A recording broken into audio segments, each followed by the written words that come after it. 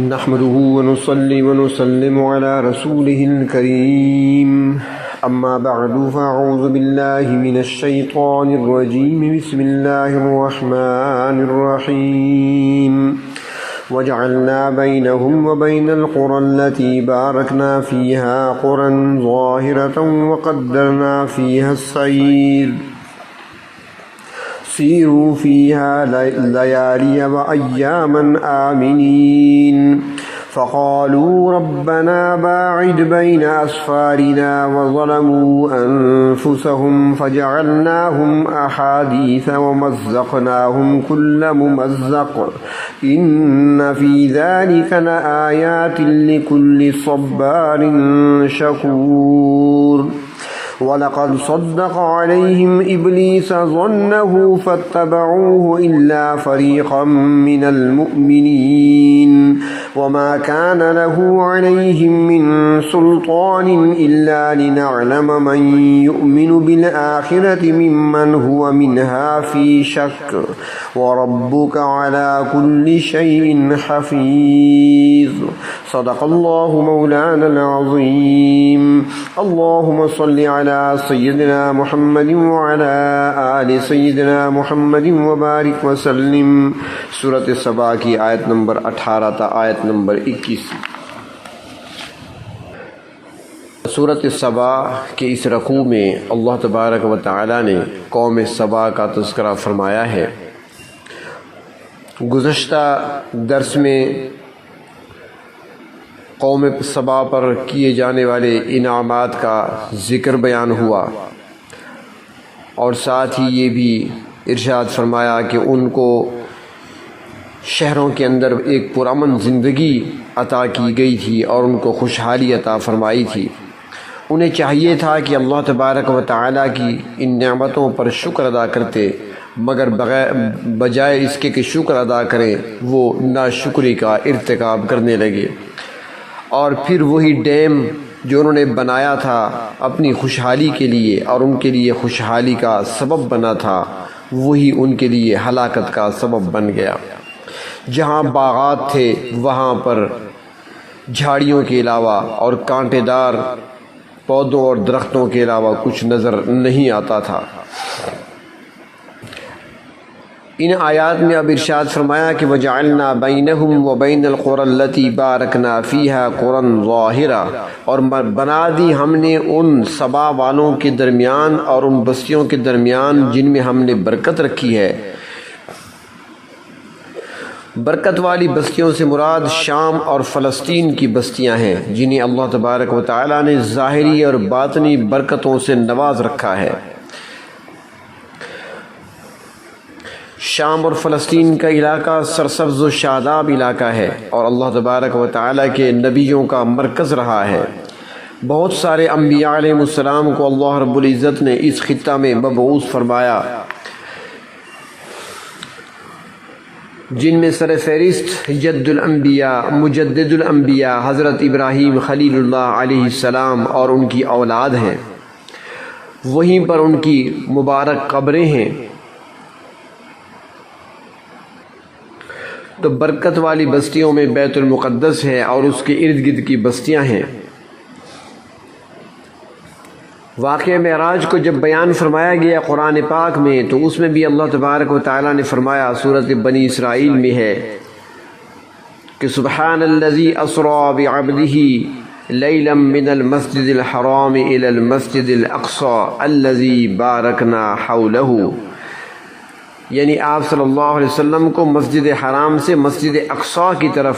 لے گئے، اور مسجد اقصیٰ وہ کہ جس کے ارد گرد کو ہم نے بابرکت بنایا ہے۔ تو فرمایا کہ وَقَدَّرْنَا فِيهَا السَّيْرَ، جن کے درمیان ہم نے خاص انداز کے مطابق مسافت رکھی تھی۔ جن بستیوں میں قوم سبا رہتی تھی یہ بستیاں یمن میں تھیں، اور یمن سے لے کر شام تک اور فلسطین تک ساری آبادی ہی آبادی تھی۔ اس زمانے میں سڑکیں اور روڈ تو نہیں ہوا کرتے تھے، اور لوگ جو سفر کیا کرتے تھے تجارتی سفر خچروں، اونٹوں یا گھوڑوں پر سفر کیا جاتا تھا۔ زیادہ تر اونٹ استعمال ہوتے تھے اور ان پر سامان ایک جگہ سے دوسری جگہ منتقل کیا جاتا تھا۔ یمن سے شام تک 40 دن کا سفر تھا۔ عام طور پر دیکھا گیا ہے کہ ریگستانی علاقوں میں آبادی بہت کم ہوتی ہے، مگر اس علاقے کو اللہ تبارک و تعالی نے ایسا نوازا تھا کہ تھوڑی تھوڑی مسافت پر جگہ جگہ بستیاں آباد تھیں، اور ان کی وجہ سے آنے جانے والے مسافروں کو کوئی تکلیف نہیں ہوتی تھی، اور ان آبادیوں میں مسافروں کو خوراک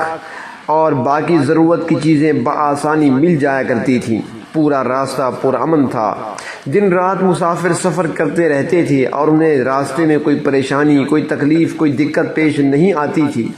اللہ تبارک و تعالیٰ نے اسی انعام کا تذکرہ فرمایا ہے کہ ہم نے اس لق و دق صحرا میں مناسب فاصلے پر نمایاں بستیاں آباد کر دیں تاکہ تمہیں کسی قسم کی پریشانی نہ ہو۔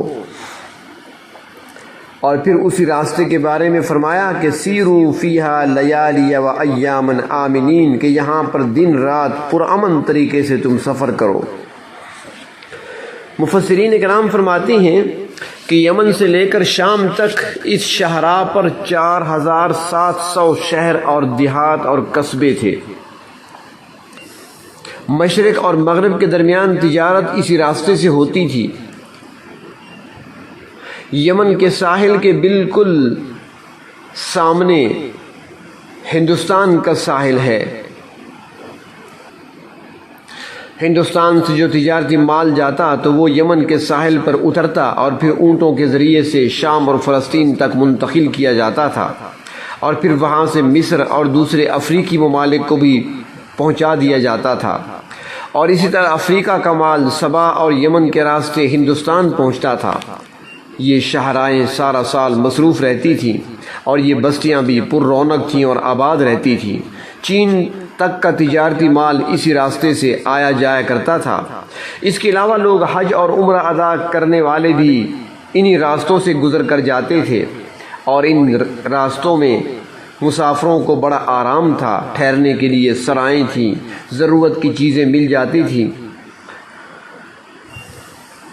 اور یہ آبادی حضرت عیسیٰ علیہ السلام سے 800 سال قبل خوب جوبن پہ تھی،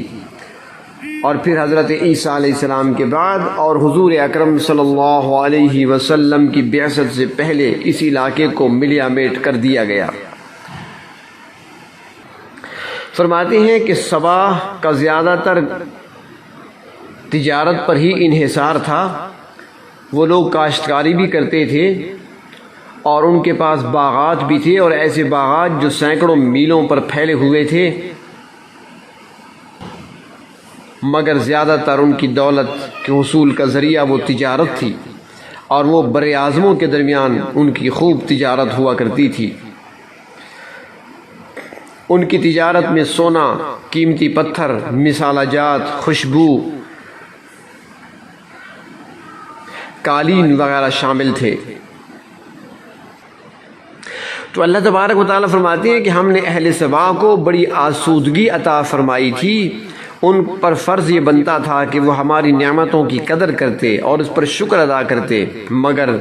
ان لوگوں نے کیا کیا؟ فقالوا ربنا باعد بین اسفارنا، کہنے لگے ہمارے پروردگار ہمارے سفروں کو لمبا کر دیجئے۔ ہم سنتے ہیں کہ دوسرے ملکوں کے سفر میں جب لوگ سفر کرتے ہیں تو ان کو مشکلات پیش آتی ہیں، کبھی ان کے پاس زاد راہ ختم ہو جاتا ہے، کبھی راستے میں ان کو خطرہ ہوتا ہے، اور کبھی ان کے راستے میں پانی کی قلت پیش آ جاتی ہے، اور ہم تو سفر کرتے ہیں پرامن طریقے سے کرتے ہیں، ہمیں کوئی دشواری پیش نہیں آتی، کوئی مشکل پیش نہیں آتا۔ ہمارا بھی جی چاہتا ہے کہ ہمارے سفر بھی طویل ہوں اور ہم بھی مصیبتوں پریشانیوں سے گزریں اور وہ مزے بھی چکھیں۔ ان لوگوں کو اپنے آرام کے اندر یہ مستی نظر آئی اور وہ اپنے لیے اللہ سے تکلیف مانگ بیٹھے، جیسا کہ بنی اسرائیل نے من و سلوہ جیسی قیمتی غذاؤں کی بجائے لہسن اور پیاز کا مطالبہ کر دیا تھا، گویا خود اپنے لیے بد دعا کر بیٹھے۔ وَظَلَمُوا أَنفُسَهُمْ، اپنی جانوں پر خود ظلم کیا۔ تو پھر ان کی اس دعا کا نتیجہ یہ ہوا کہ ایک تو سیلاب آیا اور اس نے ان کے باغات کو، ان کی کھیتیوں کو، ان کے مکانوں کو، ان کے ذخیروں کو تباہ کر دیا، اور دوسری طرف زمین کے اندر سے اللہ تبارک و تعالیٰ نے وہ قوت ہی ختم کر دی جو نشو و نما کی طاقت تھی، تو وہاں پر جھاڑیوں کے علاوہ کچھ پیدا ہی نہیں ہوتا تھا، گھر بھی تباہ ہوئے، مال و دولت بھی جاتا رہا، تو اب ان کے پاس کچھ بھی باقی نہ رہا، تو انہیں مجبوراً اپنا وطن بھی چھوڑنا پڑا، اپنی سرزمین چھوڑنی پڑی اور دوسری جگہ انہیں منتقل ہونا پڑا۔ 10 خاندان تھے اہل سبا کے، 6 تو یمن میں ہی رہے اور 4 خاندان فلسطین اور شام کے علاقوں میں جا کر آباد ہوئے، اور وہ معروف اور مصروف ترین شاہراہ بند ہو گئی اور اس پورے سرسبز و شاداب علاقے اور ان کے باغات کا نام و نشان تک مٹ گیا۔ فرمایا فجعلناہم احادیث، ہم نے ان کو افسانے بنا کر رکھ دیا، ایسی بربادی ان پہ آئی کہ آج صرف تاریخ میں ان کا نام ہی نظر آتا ہے۔ فرمایا ومزقناہم کل ممزق، ہم نے ان کا شرازہ اس طرح بکھیرا کہ وہ پارا پارا ہو کر رہ گئے،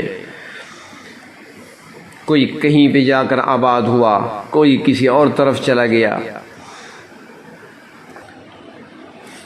تو فرمایا ان فی ذلک لآیات لکل صبار شکور، بے شک اس میں ہر صابر اور شاکر آدمی کے لیے نشانیاں ہیں۔ جو شخص یا جو قوم اللہ تبارک و تعالیٰ کی عطا کردہ نعمتوں پر شکر ادا کرتی ہے اور مصائب اور مشکلات پر، پریشانیوں پر صبر کرتے ہیں، وہ سمجھ سکتے ہیں کہ ناشکر گزاری کا کیا نتیجہ برآمد ہوتا ہے اور اللہ تبارک و تعالیٰ کی ناراضگی کس طرح شامل حال ہوتی ہے۔ تو اس قسم کے واقعات جو بیان کیے جاتے ہیں اس میں نشانات عبرت ہیں۔ فرمایا وَلَقَدْ صَدَّقَ عَلَيْهِمْ إِبْلِيسُ ظَنَّهُ، البتہ تحقیق شیطان نے ان لوگوں پر اپنا گمان سچا کر دکھایا۔ حضرت آدم علیہ السلام کی تخلیق کے وقت ہی شیطان نے اللہ تبارک و تعالیٰ سے کہا تھا کہ آپ نے آدم کو مجھ پر برتری عطا کی ہے، سجدہ کرایا گیا آدم علیہ السلام کو، فضیلت دی گئی آدم علیہ السلام کو مجھ پر۔ لَأَحْتَنِكَنَّ ذُرِّيَّتَهُ، سورۃ بنی اسرائیل میں ہے کہ میں اس کی اولاد کے منہ میں ضرور لگام ڈالوں گا اور میں انہیں گمراہ کروں گا۔ چنانچہ اہل سبا کو گمراہ کر کے ناشکری پر شیطان نے مائل کیا اور پھر وہی ناشکری ان کے لیے تباہی اور بربادی کا سبب بن گئی۔ اور اس طرح ابلیس نے انسان کے بارے میں اپنا گمان سچ کر دکھایا۔ فَاتَّبَعُوهُ إِلَّا فَرِيقًا مِّنَ الْمُؤْمِنِينَ، پس اہل سبا نے شیطان کا اتباع کیا سوائے ایمان والوں کے ایک گروہ کے جس نے شیطان کا اتباع نہیں کیا بلکہ اللہ تبارک و تعالیٰ کی نعمتوں کی قدردانی کرتے رہے، اللہ رب العزت کی وحدانیت پر قائم رہے اور اللہ تبارک و تعالیٰ کے بھیجے ہوئے پیغمبروں کے راستے پر قائم رہے۔ آگے فرمایا وَمَا كَانَ عَلَيْهِم مِّن سُلْطَانٍ، اور شیطان کا ان لوگوں پر کوئی غلبہ نہیں تھا، إِلَّا لِنَعْلَمَ مَن يُؤْمِنُ بِالْآخِرَةِ مِمَّنْ هُوَ مِنْهَا فِي شَكٍّ، مگر اس کا اصل مقصد یہ تھا کہ ہم جان لیں کہ کون آدمی آخرت پر یقین رکھتا ہے اور کون اس میں شک میں پڑا ہوا ہے۔ اللہ تبارک و تعالیٰ تو ہر چیز کو جانتے ہیں، ہر بات کو جانتے ہیں، ازل سے ابد تک کے ہر حال کو جانتے ہیں، اور یہاں پر جاننے کا مطلب ظاہر کرنا ہے، یعنی اللہ تبارک و تعالیٰ اہل ایمان اور منکرین کو لوگوں کے سامنے ظاہر کر دیں اور دونوں گروہوں کو الگ الگ کر دیں تاکہ ہر ایک کو ان کے عمل کے مطابق جزا یا سزا دی جا سکے۔ فرمایا یاد رکھو وَرَبُّكَ عَلَىٰ كُلِّ شَيْءٍ حَفِيظٌ، آپ کے پروردگار ہر چیز کی نگہبانی کرنے والے ہیں، ہر چیز کی حفاظت اللہ تبارک و تعالیٰ کے اختیار میں ہے،